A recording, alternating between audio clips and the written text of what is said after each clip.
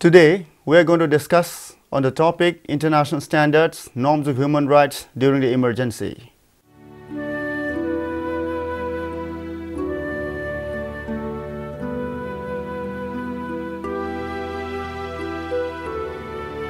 The idea of human rights has evolved through a long historical process. It has evolved through surpassing customs, cultures, traditions, etc. Modern definition of human rights has originally talked about unlimited freedom of individuals, whereby the state was to play the role of a night watchman. The unlimited scope for individual freedom was restrained and subject to some kind of contract which gave birth to the notion of legitimate authority. The practice of human rights began to be increasingly subsumed and defined by the authorities called states. It is no wonder to have suspended several aspects of human rights when the authorities are convinced to do so.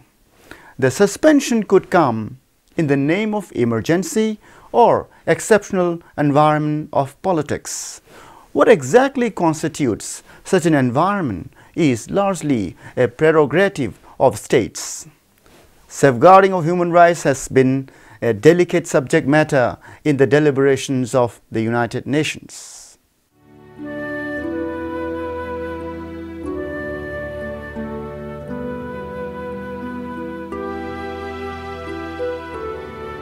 In order to safeguard and protect human rights from any whimsical onslaught, the United Nations has established international standards, norms of human rights, especially with regard to emergency situations. Certain human rights treaties envisage a system of derogation allowing state parties to adjust their obligations temporarily under the treaty in exceptional circumstances, that is, in times of public emergency.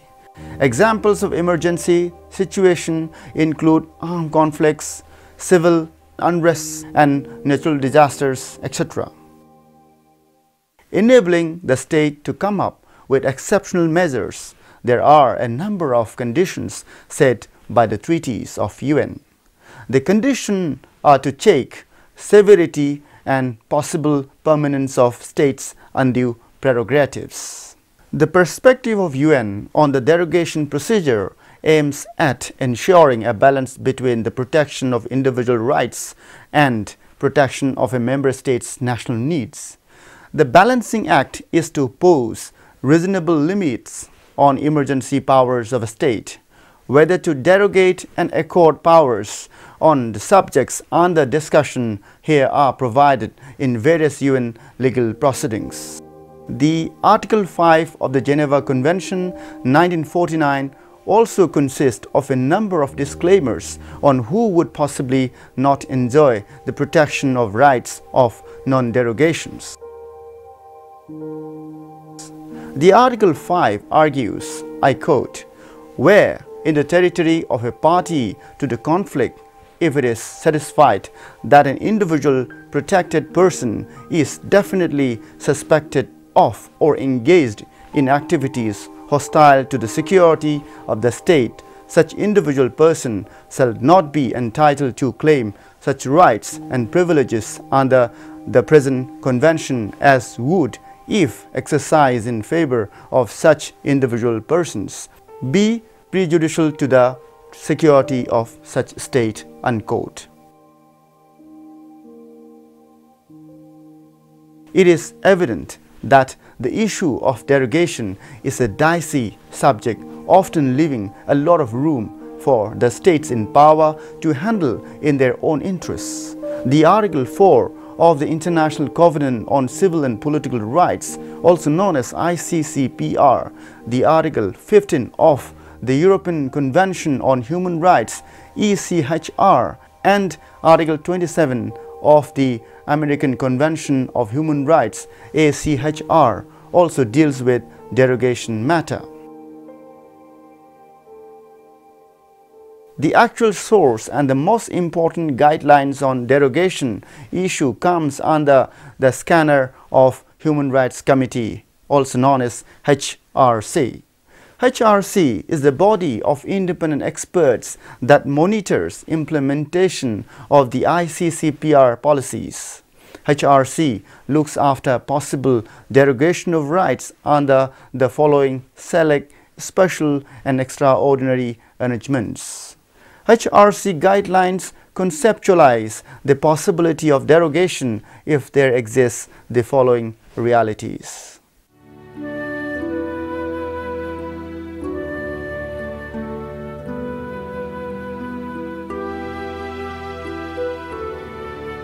To discuss this point, the existence of a situation amounting to public emergency is a fundamental requirement for invoking the derogation power.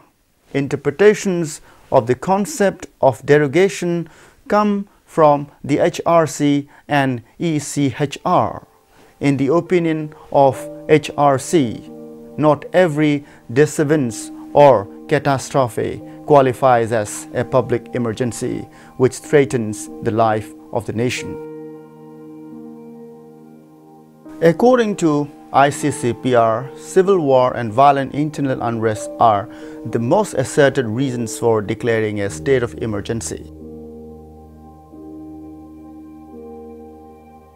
An important example which can be cited in this regard is the European Court of Human Rights, also known as ECHR, in Lawless versus Ireland, qualified the time of public emergency as an exceptional situation of crisis or emergency which afflicts the whole population and constitutes a threat to the organized life of the community of which the community is composed. The concept of public emergency is further developed by the European Commission on Human Rights on the following grounds. 1. Must be actual or imminent. 2. Involve the whole nation. 3. Threatened situation of community life. And 4. Existence of an exceptional crisis involving public safety, health and order.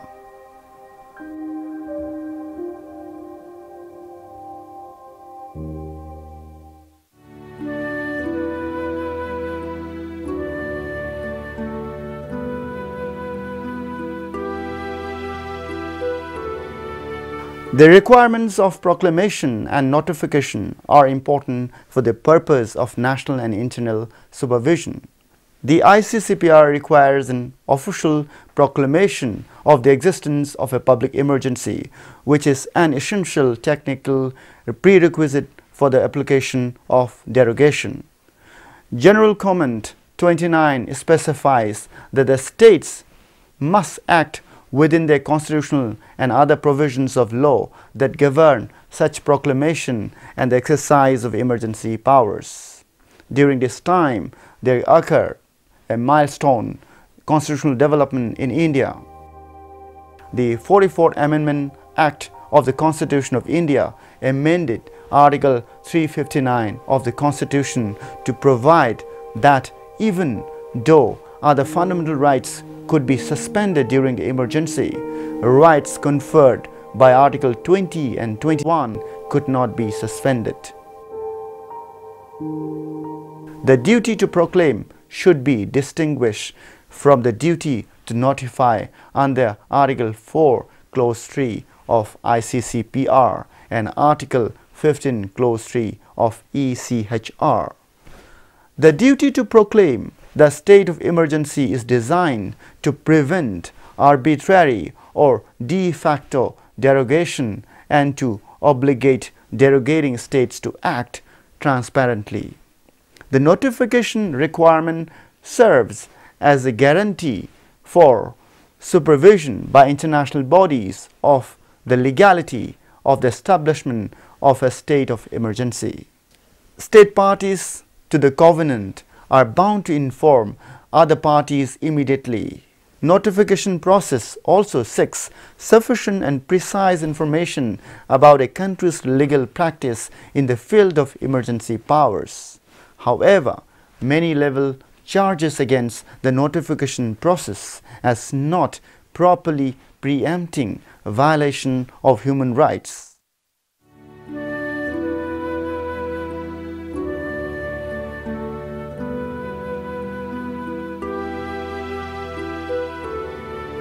Derogation measures must be limited to the extent strictly required by the exigencies of the situations, that is, they need to be proportionate.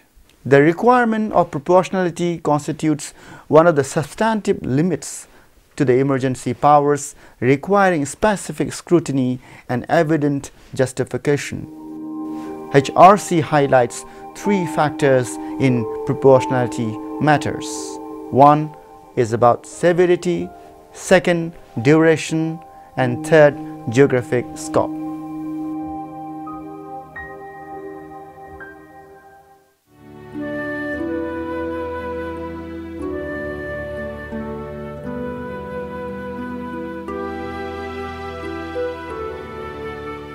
Consistency is an important premise for practicing derogation measures in the international law. Consistency is to ensure better practice of derogation powers.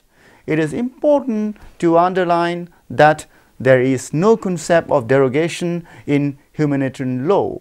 As such, since international humanitarian law is designed in essence to operate in emergency situations, the obligations stemming from humanitarian law treaties generally cannot be derogated from. Other related obligations also include Convention on the Status of Refugees and its 1967 Protocol, Convention on the Rights of the Child, International Labour Organization Convention on Forced Labour, Freedom of Association and Equal Rights of Workers.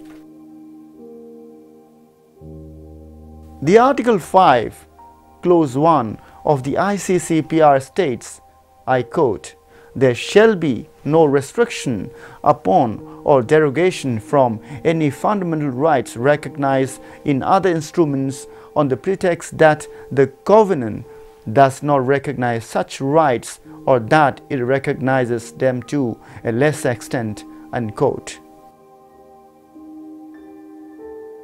Similarly, the principle of just causes is enshrined in the Article 53 of the Vienna Convention on the Law of Treaties, 1969. Rules of just causes generally require or forbid the state to do particular acts. Generally included on the list of such norms are prohibition of internationally wrongful acts such as waging war, war crimes, crime against humanity, piracy, genocide, apartheid, slavery, and torture.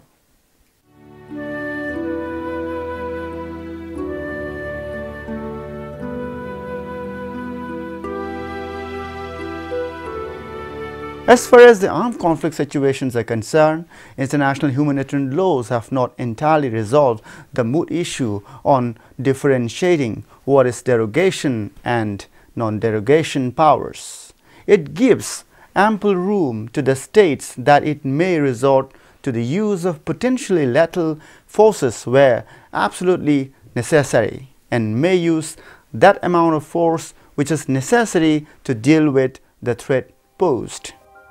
For example, according to the Principle 9 of the UN Basic Principles on the Use of Force and Firearms by the Law Enforcement Officials, 1990, that targeted killings are not necessarily unlawful in occupied territories. Existence of armed conflict does not automatically lead to derogation unless it threatens life of the nation.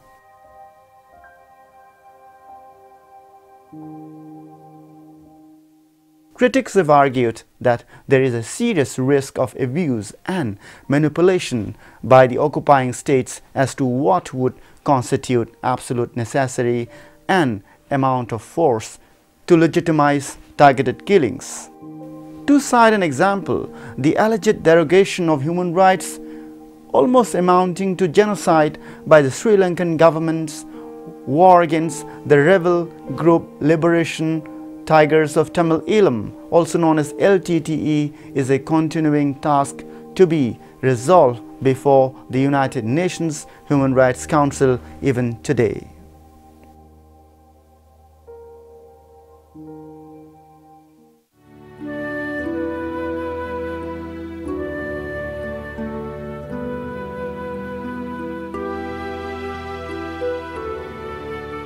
The nature of any derogation can never authorize acts of genocide or crimes against humanity as enshrined in the Article 12 of ICCPR.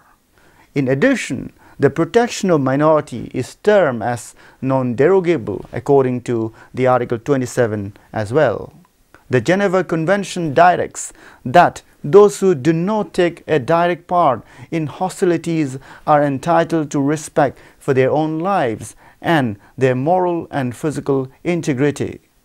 The Convention of 1949 also forbids killings or injuring an enemy who surrenders. Protection under Geneva Convention covers medical establishments, transports, and other relevant equipment.